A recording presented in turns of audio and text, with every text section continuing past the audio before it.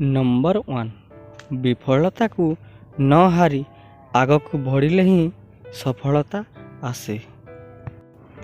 Number 2 Manish जेपरी शुभ और अशुभ कार्य करे ठीक सही भली फल पाए।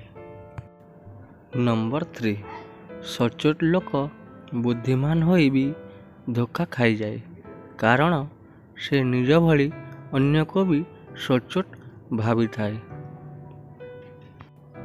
नंबर 4 जदि गोटे दिन भी एपरी बीतिला जे तुमे कौनसी समस्यार सम्मुखीन होइना हो तेबे बुझी जाओ तुमे भूल रास्तारे जाउच।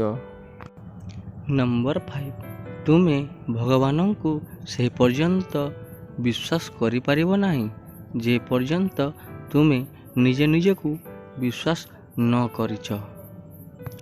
एमिति भल भल वीडियो देखिबा पाई आम चैनल को सब्सक्राइब करनियंतु। धन्यवाद।